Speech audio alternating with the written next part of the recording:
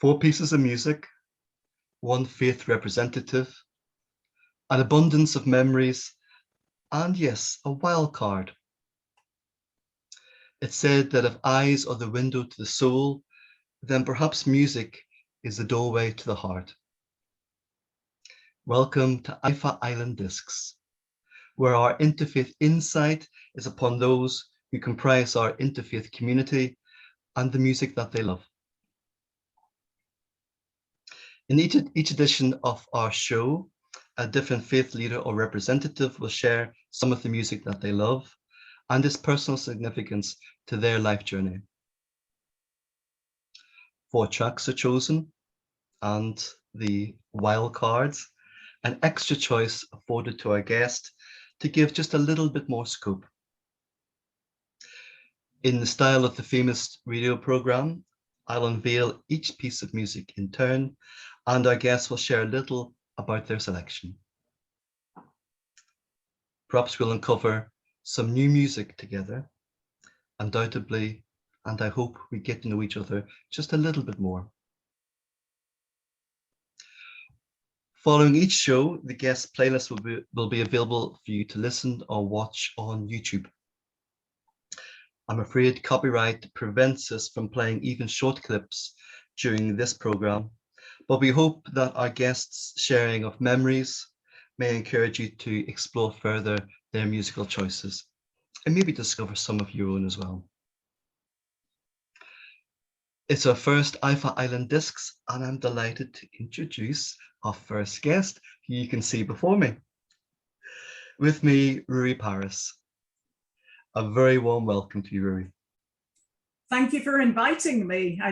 I'm soon to find out what I'm letting myself in for. I'm delighted that you're joining us on this adventure. Thank you very much. I'd like to share a wee bit about Ruhy in introduction. Dr. Ruhy Parris is a long-standing supporter of EIFA, of the Edinburgh Interfaith Association, and has served on the board in different capacities as co-convener, as secretary, and currently as board member. She is a member of the Baha'i faith and lives in Edinburgh. Professionally, she's a retired consultant in anesthesia and pain management, and she tells me that after retirement, she decided to return to university and has recently completed an MSc in Persian civilization at the University of Edinburgh. Ruhy is of Iranian heritage, forgive me, of Iranian heritage, and was brought up in Manchester. She tells me her greatest achievement is bringing up 3 children, and she's now enjoying being a grandmother. All the fun, she tells me, but none of the responsibility. So more power to you, Ruhy. And I hasten to add, I have not chosen any nursery rhymes in my life's journey through music. Thank you very much. Thank you very much. Your choice is a very diverse one, and a beautiful journey through a collection of different genres. So thank you very much for what you are about to offer us in terms of your musical choices and a little of your biography too. I must begin by asking, as our first guest on our first show, choosing 5 pieces of music that are personally significant to you. How did you find that? It was very hard because I've got an eclectic taste in music, and how do I define my relatively long life so far, because I have a bus pass and I'm a granny, in 4 pieces of music. And I'm delighted that Peter relented and you allowed me to have a wild card. So it's very, very hard to narrow it down. But what I've tried to do is show some different aspects of the music that has meant something to me throughout my life. And I hope that you'll enjoy it. Certainly, it's been a pleasure engaging with you in discussing the choices. And you are, in fact, the instigator of the wild card.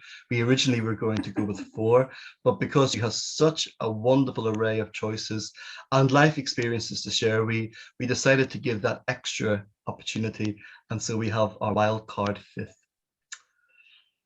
Well, I guess without further ado, maybe we should dive into your choices and to learn a little bit more about why you made them.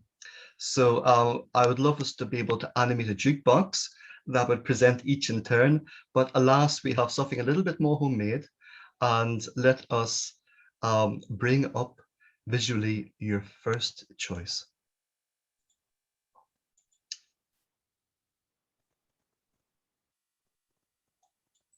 And your first choice is Vivaldi's Gloria in D major. Yeah. Now, as a Baha'i of Iranian extraction, you may wonder, why has she chosen Vivaldi? But I was introduced to choral singing of these wonderful pieces from inspired by Christianity when I was a young girl at school. So I went to a very straightforward all-girls grammar school in a suburb of Manchester. And we had a very, very enthusiastic teacher called Mr. B. Crosby.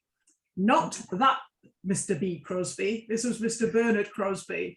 And he didn't intend to turn us all into musicians, but he gave us all an appreciation of music and singing and playing together. And I loved singing, and I still do. Badly now, because very much a second alto, but Vivaldi's Gloria was one of the first pieces that we managed to sing in our school choir when I joined, in concerts, in local churches, in the school hall, and I've sung it as an adult as well. So Vivaldi's Gloria, Gloria in excelsis Deo, meaning glory to God in the highest. So, you know, what better tribute to God than being able to sing these wonderful words in Latin. And to have such a wonderfully named music teacher as well, that's an absolute gift in addition. I'm wondering, Ruhy, what were you like as a school child? What were your school days like? Well, my primary school, I was born in Manchester. I went to the local primary school. So I was this child with an abundance of curly, dark hair, whose parents had an accent. And, you know, this was the early 60s. So I was very, very different. We had a short period of time when I was between the ages of 8 and 11 living in Iran, and then I was considered to be a very westernized child in an Iranian school. So I kind of drifted between two cultures. But coming back to senior school in a suburb of Manchester, I think I was a swotty child. I would have been a girly swot, very academic, but I loved music. Lousy at sport, hated going out doing cross-country running, but you know, passionate about music, theatre and the arts, and that passion has remained with me and made lasting friendships that have lasted to this day. I think we need a little sting or theme tune to bring us on to our second choice as a segue. I'm afraid all we have is our little number 2 to guide us towards your second piece. And that is Jacqueline Dupre and Daniel Barenboim. And that's the Brahms cello sonata in E minor. A lovely couple. Would you like to tell us a little bit about why you chose this piece? Well, Jacqueline Dupre and Daniel Barenboim were the golden couple of music in the late 60s, early 70s. They were kind of the Posh and Becks of music. And obviously we didn't have the internet, we didn't have social media, but if you were into classical music, you loved this couple, because not only were they supremely talented as musicians, they looked good, they were young, they were trendy, they were in love, they were married. And it was through hearing Jacqueline Dupre that as a young child at school, I was inspired to take up the cello. And this wouldn't have been normally within the sort of reach of my parents. You know, why would their daughter want to play the cello? Wasn't the piano good enough? So, you know, thanks to listening to Jacqueline Dupre, and thanks to the free instrumental teaching that we had in schools when I was growing up, I was able to take up the cello. Okay, I was never going to make my living through playing the cello, but I enjoyed the music. And one of my greatest regrets was that I never had the opportunity to actually hear Jacqueline Dupre perform live, because sadly she was diagnosed with multiple sclerosis at a very young age, in her 20s, and I had a ticket to go and see her, but because of her illness, and she was unable to perform because her manual dexterity had deteriorated so much, she couldn't perform. So I never had that opportunity. And, you know, it was the first time I'd ever heard of the term MS. You know, what on earth was MS? And later on in my medical career, I did a neurology job. I encountered so many patients with MS, and in anesthesia and pain management. You know, I worked with so many patients with long-standing conditions such as MS. And in the family as well, my late father-in-law, he had had MS since being a young man. So I could see it from different dimensions. But Jacqueline Dupre and Daniel Barenboim were wonderful, wonderful musicians. And I chose this sonata in particular, but because when Brahms wrote it in the 1860s, he wrote it that the piano and the cello had equal parts. It wasn't that, you know, the piano was an incidental in the background. It was deliberately that they had an equal part. And the way that these two perform intuitively, and of course they were married as well, and they were soulmates as musicians, is just phenomenal. And it's my favorite sonata. Now, for the first two choices, you've chosen what one could describe as classical pieces by classical performers. One of the lovely things I'm discovering as I'm entering into this journey of exploring people's musical choices is the diversity of choices that people are making. And your third choice is really quite different to the previous two. And I'll bring that up just now so people can see visually what you've selected. Hit me with your rhythm stick. Hit me. Hit me. Ian Dury and the Blockheads from 1979, I understand. Yeah. Yes? Yeah. Number one in January 1979. And I bet you didn't imagine that I liked them. Well, it came as a wee bit of a surprise, I must say, when your choice was ruled in. And yes, it's an intriguing choice. Would you like to tell us a wee bit more about why you chose it? Well, I love music across the genre, and I love dancing. And to this day, I'm a Zumba enthusiast as well. So, you know, I will be up on the dance floor. And being at university in the 70s and being with so many young people and an era of fabulous music, we'd had punk, and then we had the post-punk, the sort of new wave and so forth. This was a floor filler.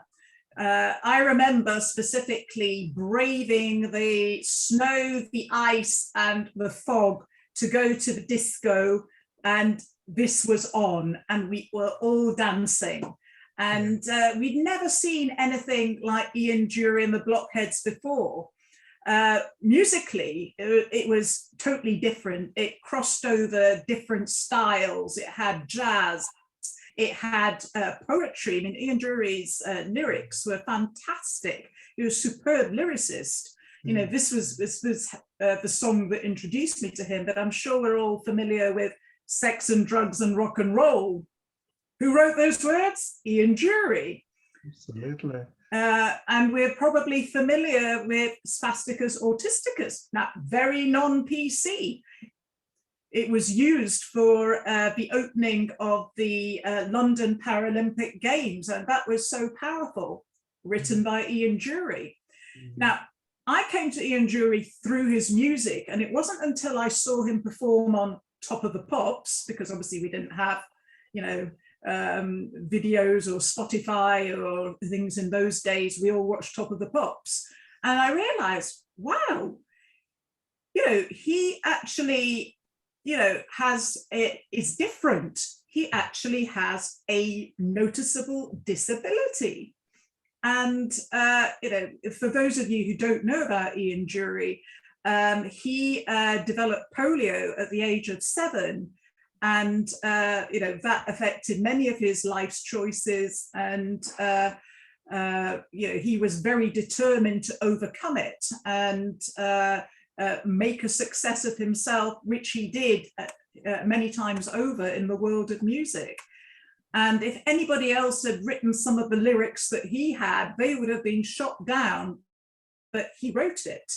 And he, you know, showed me in particular that actually we don't put people who look different, who aren't able, in a box and hide them away. People have different abilities to connect with the heart. And as far as I was concerned, Ian Dury could connect with my heart through his lyrics and through his music. So that didn't make him any less or greater a person to anybody else. Now, these were different times. These were the 70s. It's very PC now to actually appreciate the diversity that we have, you know, on television, on radio, everything in all aspects of life. But this was very new at the time. So, you know, he made a big impression on me for many reasons. A real pioneer, I think we can agree. And certainly I'd also agree, a wonderful lyricist. I know during my student days, Hit Me With Your Rhythm Stick, whenever it came on, filled the dance floor as well. So, and I think it's still a very popular song. Yeah. And a lot of his work is, I guess one could describe as countercultural in some regards, you know. And yeah, certainly a very talented artist, and lovely to hear of your connection to his work as well. Really lovely, really lovely. Now, the fourth choice might intrigue people because it's a song that many might know, but not by these artists. So we'll bring up your choice. Would you like to introduce? Yeah, this is an instrumental arrangement of the very, very old tune Scarborough Fair, that, contrary to popular belief, wasn't written by Simon and Garfunkel. Much precedes that, but this has been arranged by Sheku Kanamason on the cello and Plinio Fernandez on the guitar. Now, Sheku Kanamason came onto my radar as a musician when he won Young Musician of the Year. And I think he came onto everybody else's radar when he was performing at Harry and Meghan's wedding ceremony in May 2018. And what an artist, what an amazing young man, the sheer musicality of it. And this reminded me so much of my Jacqueline Dupre days, because I'd listened to many cellists, but it wasn't until, you know, hitting Sheku Kanamason, who was young, who was different, that I sort of felt that, yeah, we've got that spirit still living on in a young musician. I had the privilege of being able to hear him live at the Edinburgh International Festival in 2018 and 2019. And in 2018, he was actually playing the Elgar Cello Concerto, which Jacqueline Dupre had made her own. So it was lovely to see that continuity with the younger musicians. But to come back to this particular piece, we used to sing it, you know, in the school choir. Any of us who had, you know, cheap guitars and could play a couple of chords would all try to sing it together, inspired by Simon and Garfunkel.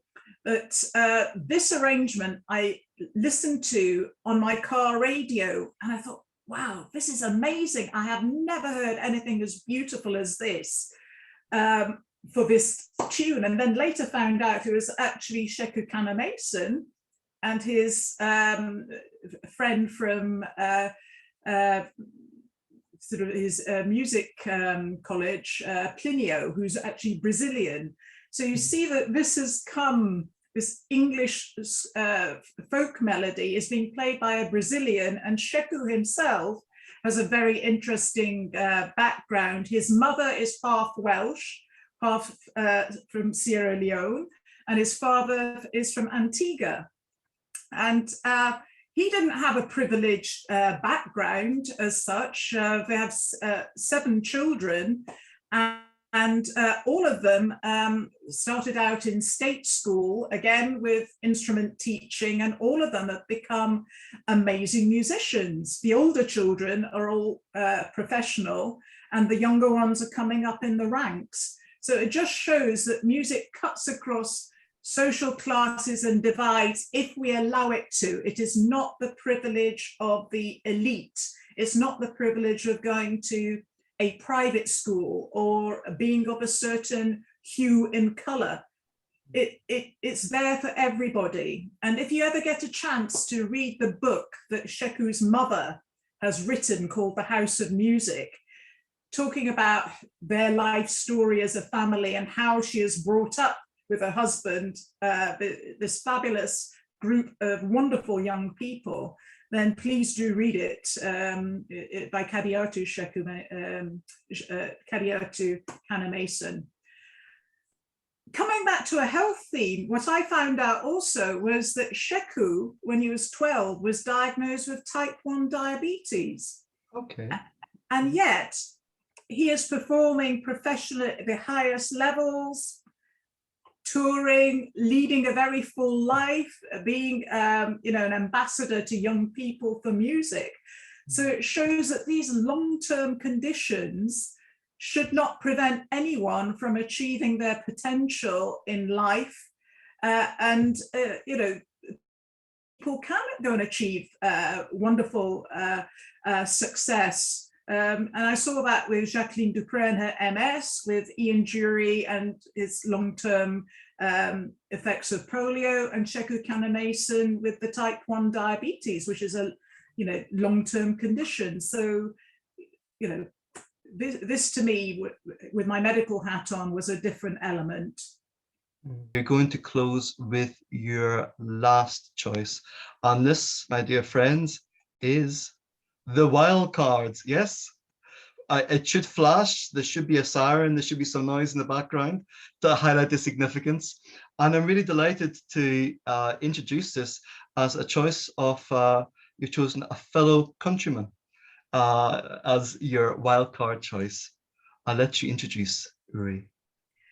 All right. I chose Luke Slott as the artist, and he is a young Irishman. He's a Baha'i, co-religionist of mine, and he wrote this song 100,000 Veils in 2012 for International Human Rights Day. And in this song, he is specifically looking at the injustices and the human rights violations, the imprisonments, executions, martyrdoms of Baha'is in Iran since the beginning of the faith in the mid-19th century.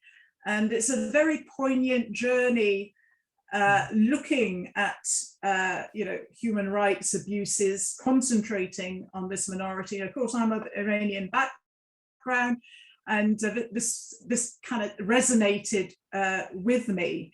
And the sort of things that people are being, to this day, persecuted for and imprisoned is things like educating children. It's things like our young Baha'is in Iran are being denied the opportunity to go into higher education, which is why the Baha'i Institute of Higher Education was formed, which was almost like an underground university. People are having their livelihoods confiscated. things are not being recognized legally, such as laws of property and so forth. So Luke Slott has written so many Baha'i-inspired songs and put the prayers of Baha'u'llah, the founder of our faith, to music, and also the prayers of Abdul-Baha, Baha'u'llah's son, to music. Now, Abdul-Baha, the son of Baha'u'llah, was visited in 1905, 1906 by an Edinburgh lady called Mrs. Jane White. And she is buried in Dean Cemetery, not very far from where I live. And she went with her friend, who was a lady from England, to visit Abdul-Baha, who is a prisoner in the Holy Land, in what was then the penal colony of the Ottoman Empire, because they had heard so much about this faith. And she was received along with the other ladies by Abdul-Baha, and she was very struck by this message that, we are all the children of one God, we're all one human family, we should live together in peace and harmony, and that Baha'u'llah is the latest in a series of messengers from God. And she made this invitation on behalf of herself and her husband, who was a minister in Edinburgh, that when he was able to come and visit and stay with them in Edinburgh. So when he was freed and when it was possible, in 1913, Abdul-Baha did visit Edinburgh, and he stayed with them at their manse, which was 7 Charlotte Square, which we will all know today as being the Georgian House, and being next door to Bute House, where our First Minister resides. And he spoke in many places. He spoke at Rainey Hall in New College. He spoke at Freemasons Hall, spoke at the Theosophical Society. He went and heard a performance of Handel's Messiah at St. Giles Cathedral. So, and he received many, many visitors and met so many of the great and good of Edinburgh, and also the very ordinary people in Edinburgh. His message transcended all classes and boundaries. And this is of significance to me because this year, in fact, next month, is the centenary of the passing of Abdul-Baha. And to know that, this is a very special commemoration for Baha'is over all across the world. And then that, Abdul-Baha visited Edinburgh, very close to us, and spoke to us all. And we have the record of his journey to Edinburgh in this wonderful book called 7 Candles of Unity, along with the newspaper articles and photographs of the time. So Luke Slott's music inspires me very much, and I love listening to it because it reminds me of the journey of our faith from its origins in Iran, and it's now a worldwide faith with followers in all countries and territories and from all different backgrounds. Thank you so much, Ruhy, for your choices. 5 very diverse pieces and some beautiful stories behind them. Thank you very much for sharing your memories that are attached to these personal pieces of music. And it's really lovely for me, as I've seen you in many EIFA events over the years, to get to know you a little better through your musical choices and this adventure we've taken on our first EIFA-island discs. Ruhy Parris, thank you very, very much. Thank you. Thank you.